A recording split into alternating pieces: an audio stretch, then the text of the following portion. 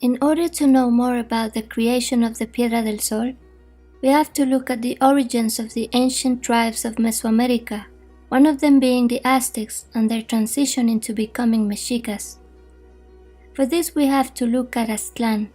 The name Aztlan comes from the Nahuatl, and it means white heron land, or white land, or simply whiteness.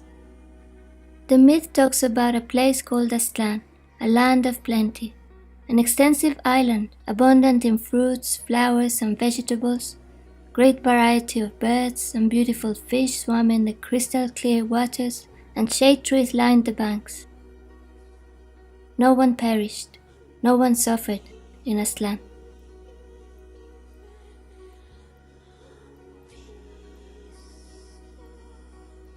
Although Aztlan has been sought for centuries, its location remains a mystery.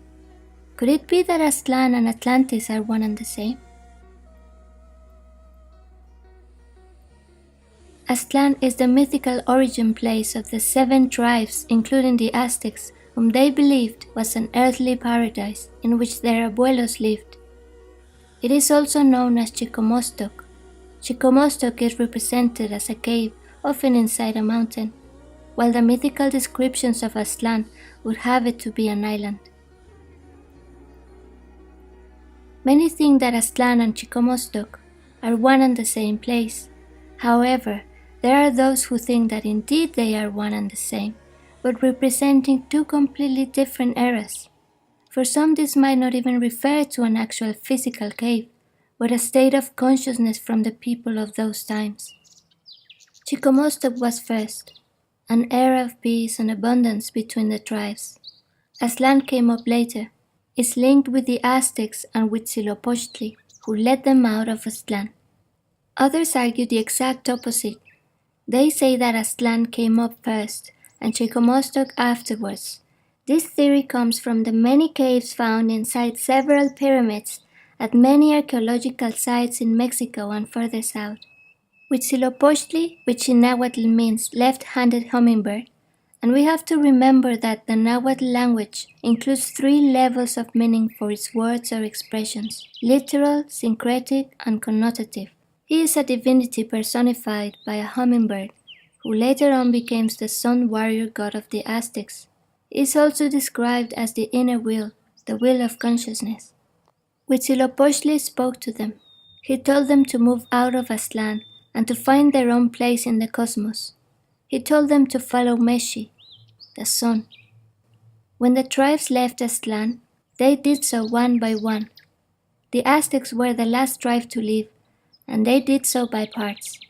The first migration was around the year 1 Pedernal. Aztec mythology talks about the nomadic Mexicas splitting into 2 groups around the Four Corners area, while other accounts simply say that some migrated towards the east and others to the south. They walked for years, until one day a sign, a lake, and in there an eagle, a symbol of Meshi, the sun, standing over a nopal, devouring a serpent. Symbolically, this scene is very important. Huitzilopochtli became the sun warrior god of the Aztecs. They became the only tribe who grew into a huge empire where constant wars and human sacrifices were made, all in the name of the gods. Could this symbolic scene mean that both the ancient serpent cult was merging with the sun cult? Or could it represent the sun cult taking over the serpent cult? When the Aztecs arrived here, they founded their new home, which they named Tenochtitlan. Huitzilopochtli said to them, "From this moment you are no longer Aztecs, and your name shall be Mexicas." This whole journey lasted over 13 generations, that is 260 years since they first departed from Aztlan until they reached Tenochtitlan. Tenochtitlan was their new home, and it became one of the greatest cities in the world. It was 150 years after they settled in Tenochtitlan when the Mexicas began carving the Piedra del Sol.